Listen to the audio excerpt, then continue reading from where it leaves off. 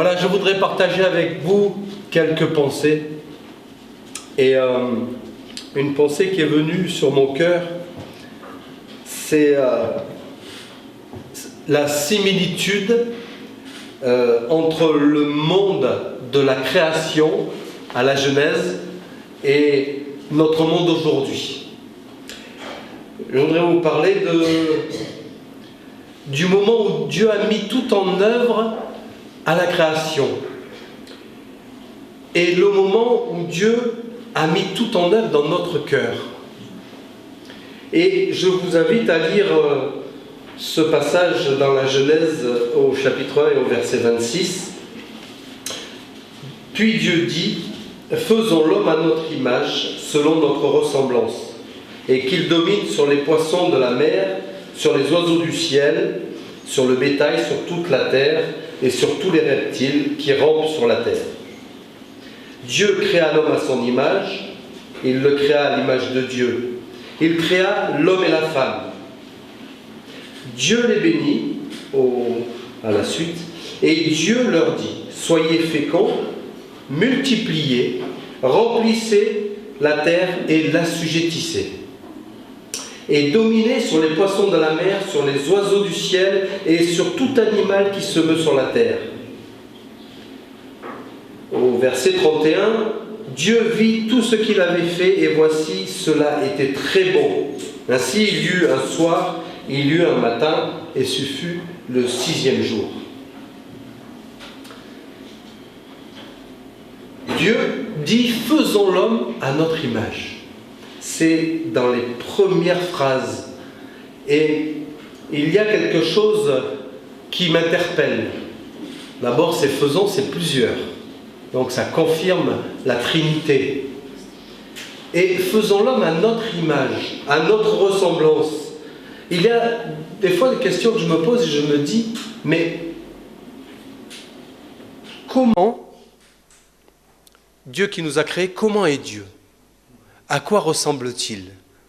Alors ça nous renvoie un petit peu à notre image. Comment Dieu est-il? Il nous ressemble. Il nous ressemble. Alors, est-ce qu'il parle français? Et je crois qu'il parle toutes les langues. Amen. Eh oui. Et est-ce qu'il entend? Est-ce qu'il voit? Mais oui, il nous a fait à sa ressemblance. Alors, il y a une proximité de Dieu que des fois, cela nous échappe. Mais Dieu est proche de l'être humain. Dieu a créé l'univers et tout ce qu'il contient comme une expression première de son amour. Il a créé toute chose parce qu'il est amour et il l'a fait dans l'amour. C'est quelque chose de très important et l'être humain qu'il a créé, il l'a fait de peu inférieur aux anges. Eh oui. Et alors, cela couronne sa création. L'homme a été créé par Dieu, c'est le couronnement de sa création.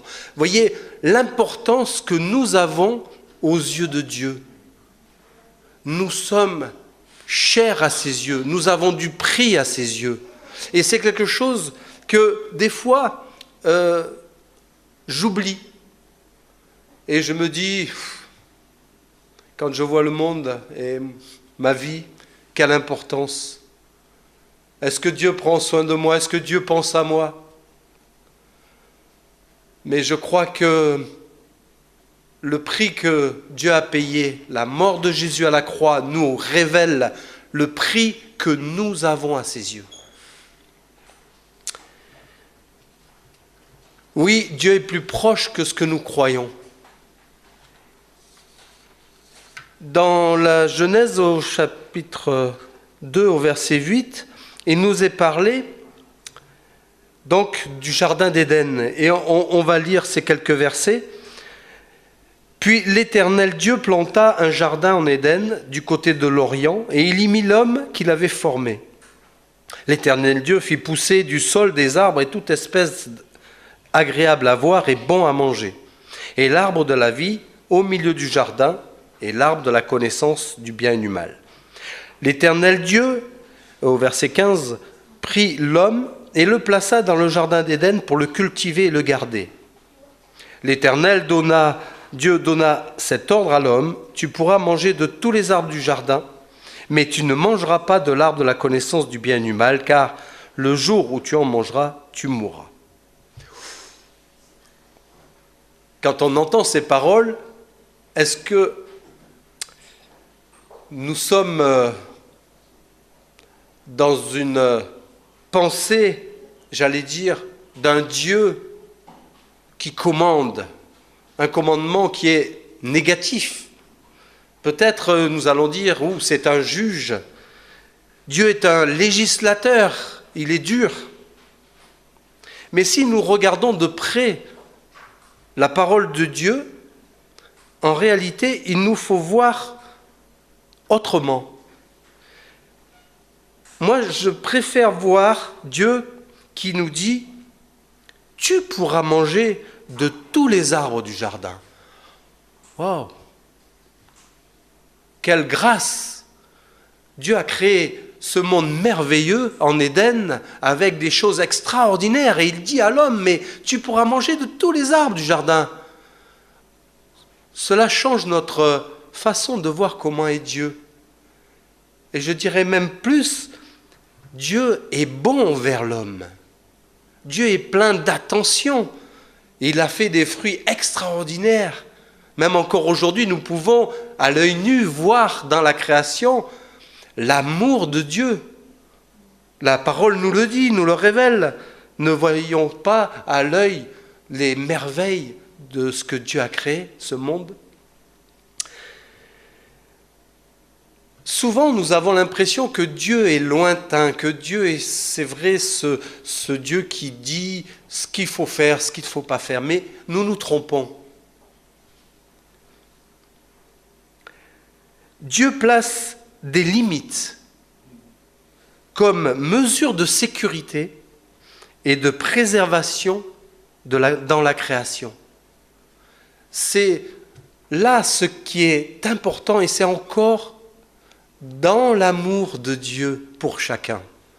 Vous voyez, dans la création, tout ce qui a été fait par amour.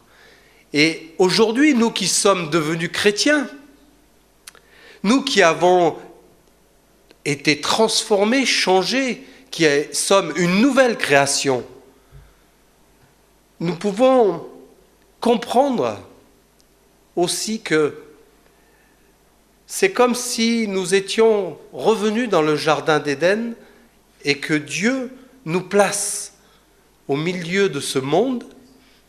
Et comme il a dit à Adam et à Ève, il a dit « Soyez féconds, multipliez, remplissez la terre. » Et nous, de la même manière, nous voulons être ces hommes et ces femmes qui multiplient, qui sont féconds et qui remplissent la terre. Ça me fait penser vraiment à l'évangélisation. Ça me fait penser à ce que Dieu dit dans Marc, au chapitre 16, au verset 15, il leur dit « Allez par tout le monde, prêchez la bonne nouvelle à toute la création. » Quand Dieu a manifesté sa grâce à Adam et Ève et leur a dit qu'il faut qu'ils multiplient, de la même manière, maintenant, aujourd'hui, il nous dit multipliez. Il nous dit allez vers le monde, prêchez la bonne nouvelle. Alléluia. Nous voyons ce monde dans l'état où il se trouve. Quelle est l'espérance de ces hommes et de ces femmes qui nous entourent? Vous les voyez aller au bureau de tabac gratter un carton là pour gagner le gros lot? C'est la misère, hein? Quand ils vont au bar pour boire parce qu'il y a tellement de soucis, de problèmes, parce qu'à la maison, il y a des fracas, il y a des tensions, il y a de la violence. Quelle est l'espérance de notre monde quand les jeunes se droguent, s'alcoolisent et se mettent dans l'Internet pour oublier la misère? Nous avons ce défi, nous, comme Adam et Ève, à la création. Ils avaient ce défi de remplir la terre. Nous avons ce même défi d'aller parler, d'être là où nous sommes, là où Dieu nous a mis, de parler de l'amour de Jésus. Car lui seul est notre espoir, lui seul est notre espérance. Le seul nom, nous l'avons chanté, il n'y a qu'un seul nom qui est au-dessus de tout nom, qui puisse sauver l'âme de chacun, l'âme des hommes.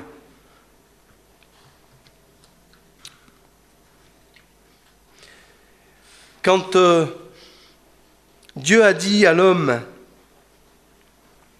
soyez féconds, multipliez, remplissez la terre, il a dit aussi une autre parole juste après, et l'assujettissez et dominez. Et alors j'ai dit, Seigneur, mais ta parole, elle est merveilleuse. Nous avons aussi ce désir que Dieu t'a mis à notre cœur, non seulement de parler au monde de l'amour de Dieu, mais Dieu par le Saint-Esprit, nous a donné ces paroles dans Matthieu au chapitre 10 au verset 8 qui nous dit « Guérissez les malades, ressuscitez les morts, purifiez les lépreux et chassez les démons. » Là aussi, nous avons ce défi. Là aussi, il nous faut prendre les paroles de Jésus à cœur. Quand il dit à l'homme, assujettissez et dominez sur la création, il nous dit aussi, nous, de dominer sur les puissances des ténèbres. N'oublions pas que Jésus a dit, nous sommes le sel de la terre, la lumière du monde. Et si le sel perd sa saveur, nous ne valons plus rien. Il est bon qu'à être jeté dehors et foulé aux pieds. Nous sommes la lumière du monde et Jésus est notre lumière et nous avons vraiment à cœur cela. C'est vrai que si notre lumière est ténèbres, à plus forte raison, combien seront grandes nos ténèbres. Mais Jésus dit, vous êtes la lumière du monde et je vous envoie au milieu des loups. Il disait cela aux disciples, mais il nous le dit à nous aussi. Et je me le dis à moi, hein. Ça c'est sûr que le premier qui est concerné, c'est moi.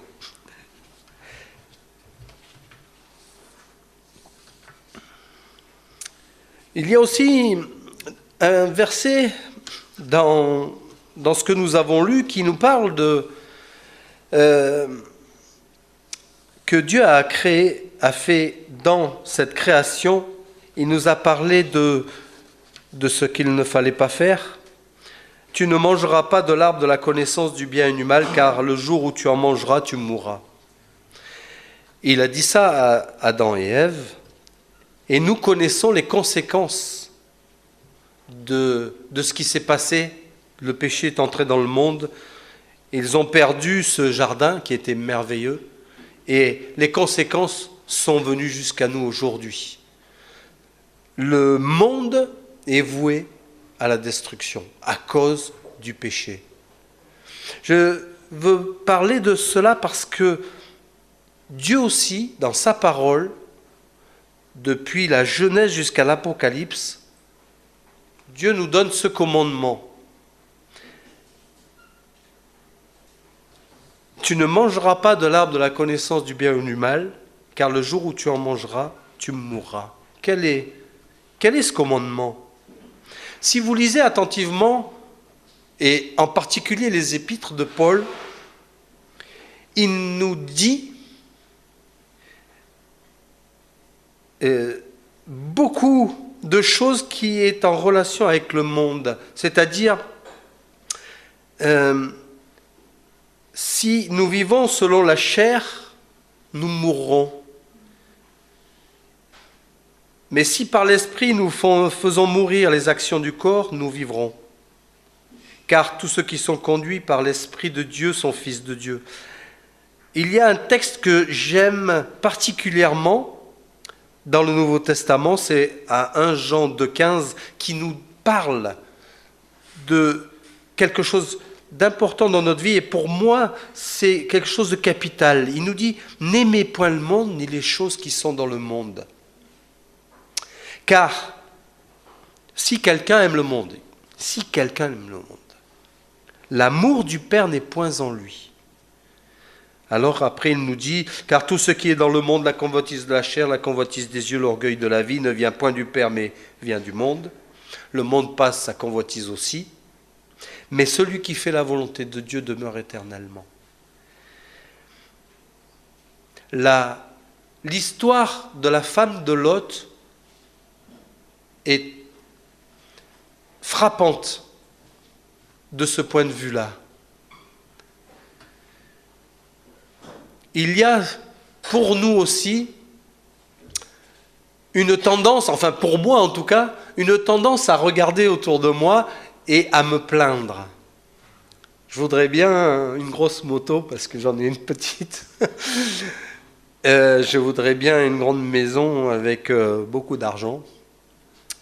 Et quand je regarde mes collègues qui travaillent moins que moi et qui ont plus, vous voyez où je veux en venir? On a toujours tendance à regarder ce que nous n'avons pas. Enfin, pour ma part, je ne vais pas regarder ce que j'ai parce que je l'ai. Par contre, si je vois quelque chose que je n'ai pas, je vais avoir les yeux dessus. La femme de Lot s'est retournée parce qu'elle a laissé beaucoup de choses en arrière. Mais le Seigneur lui a dit de regarder en avant et elle ne l'a pas fait, elle a désobéi. Elle a été changée en statut de sel. Nous qui avons la vie, mes frères et sœurs, la vie en abondance en Jésus-Christ, à plus forte raison combien nous ne devons pas chercher dans le monde ce que nous n'avons pas, mais plutôt regarder à ce que Dieu nous donne. Dans le psaume 73, il nous est... Ça me parle beaucoup ce psaume, hein. Vous devez le connaître. Je le connais pas par cœur, mais je sais ce qu'il dit. Il dit, quand je regarde les méchants qui prennent de l'embonpoint, vous savez, on a l'impression que tout leur réussit. Et souvent, on se dit, c'est pas normal. Et moi, je sers le Seigneur. Je lis la Bible, je vais à l'église, je prie. Mais le psalmiste réfléchit et le Seigneur le conduit et dit, et il se dit, mais quand je vois la fin de ce qui leur arrive, comment ils terminent dans la peur, dans la misère, dans la mort, et ils vont où? Pour l'éternité? Ils se retrouvent éloignés de Dieu pour l'éternité. Et en plus, non seulement ils sont dans l'enfer, et vous savez qui c'est qu'il y a dans l'enfer? Qui les attend dans l'enfer? Mais j'aimerais pas être avec eux. Il y a le diable et tous les démons. Non seulement ils sont loin de Dieu, mais ils ont une drôle de compagnie. Mes frères et sœurs, ouais, de tout mon cœur, je désire aller au ciel, même si aujourd'hui, je souffre, entre guillemets, quelques difficultés dans ma vie.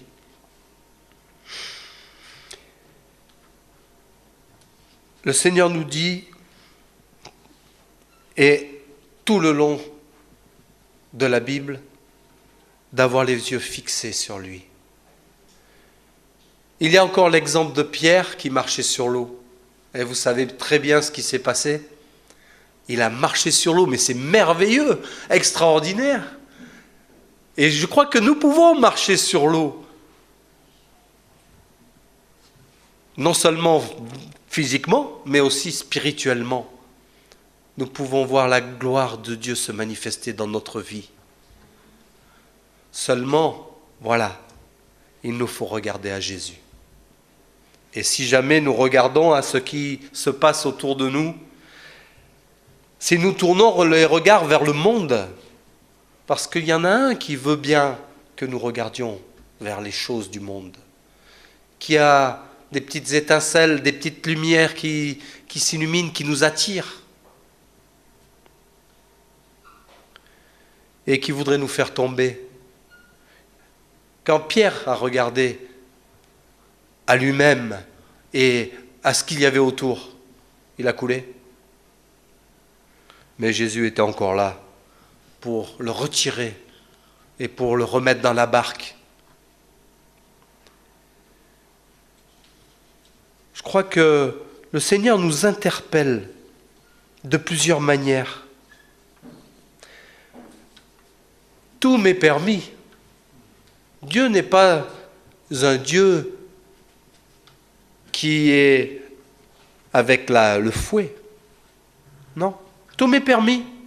Dieu nous laisse libres. C'est là encore l'amour manifesté de Dieu. Quelle joie de savoir que nous avons un Dieu qui nous laisse libres. Il nous a fait créer libres, comme il a créé Adam et Ève, libres.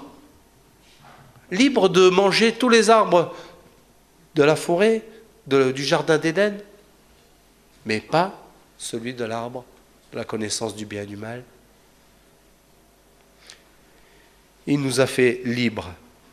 Tout m'est permis, mais tout n'est pas utile. Je ne me laisserai asservir par rien. C'est encore la parole de Dieu qui nous le suggère, qui nous interpelle.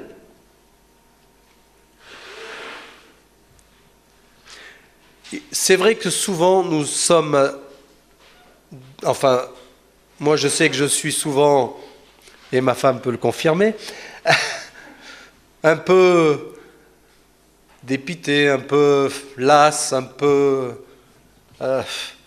dans l'incrédulité même. Mais le Seigneur a tout préparé pour que nous puissions relever la tête.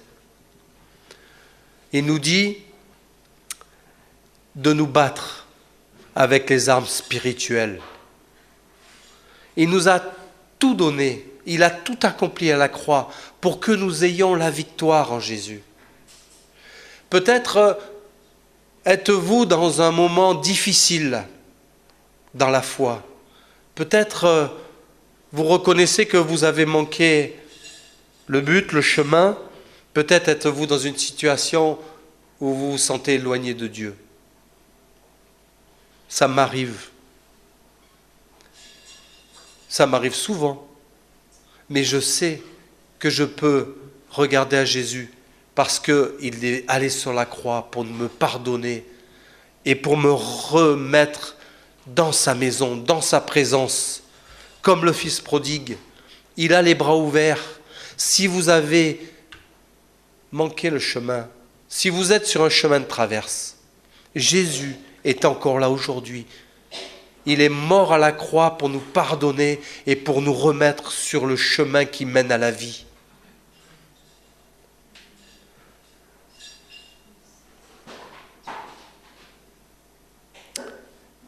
Je voudrais terminer par ce texte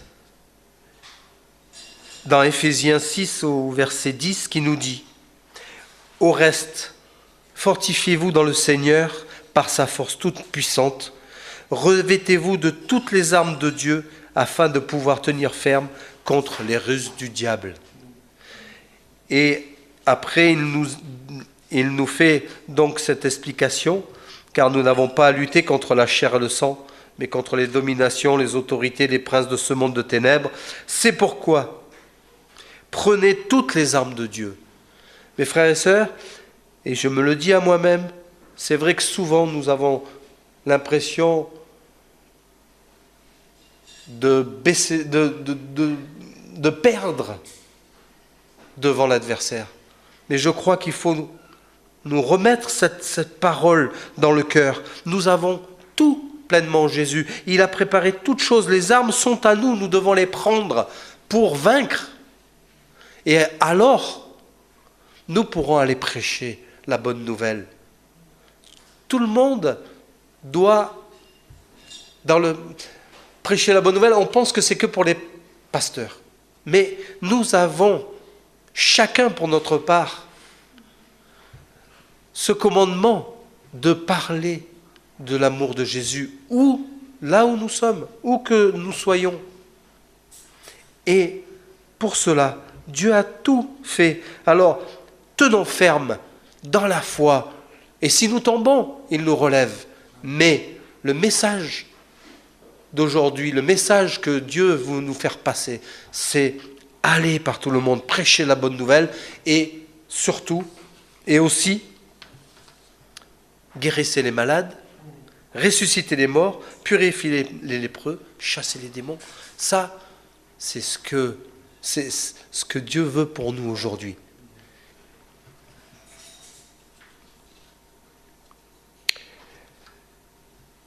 Je vais quand même les dire, ces armes. C'est très bon de répéter les mêmes choses.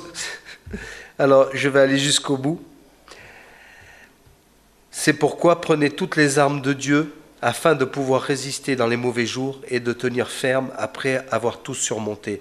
Tenez donc ferme, ayez à vos reins la vérité pour ceinture. Très important, la vérité. C'est la vérité qui libère. Revêtez la cuirasse de la justice. Mettez les chaussures à vos pieds, le zèle que donne l'évangile de paix. Prenez par-dessus tout cela, le bouclier de la foi avec lequel vous pourrez éteindre tous les traits enflammés du malin. Prenez aussi le casque du salut et l'épée de l'esprit, qui est la parole de Dieu. Mes frères et sœurs, je crois que nous sommes à la fin des temps et que, comme le dit le petit verset qui fait 5 ou 6 mots, « Petits enfants, c'est la dernière heure », nous avons vraiment, et j'ai vraiment à cœur de vous exhorter avec amour, et moi aussi, d'apporter cet évangile qui sauve et de rester les yeux fixés sur Jésus. C'est mon message ce matin.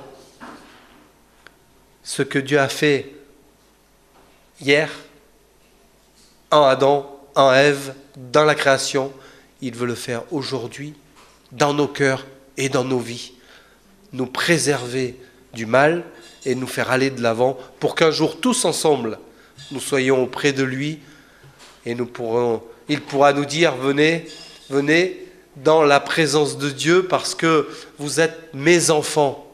Et nous accueillerons, il nous accueillera chacun pour notre part avec les œuvres qui nous suivront. Alléluia, gloire à son nom, que Dieu soit béni. Seigneur, merci pour ta parole. Merci pour tout ce que tu as fait pour chacun de nous et pour tout ce que tu veux que nous fassions encore. Tu as préparé des œuvres bonnes pour nous afin que nous les pratiquions. Et avec ta parole, et avec l'Église, avec les frères et sœurs, avec l'aide du Saint-Esprit, nous voulons aller de l'avant, marcher en nouveauté de vie avec toi. Et Seigneur, nous savons que c'est là aussi ce que tu désires pour chacun d'entre nous. Fortifie les cœurs de ceux qui sont lassés, découragés. Bénis les corps de ceux qui sont malades, fatigués. Seigneur, que ton Saint-Esprit soit à l'œuvre dans nos vies et dans nos cœurs. Seigneur, merci pour ces moments que nous partageons ensemble dans la communion fraternelle, parce que c'est là quelque chose de tellement merveilleux. Merci de nous conduire, de nous raccompagner là où nous allons. Et Seigneur, que nous soyons toujours cette lumière, ce sel de la terre, partout où nous allons proclamer le message de l'Évangile. Gloire et louange te soient rendues. Amen.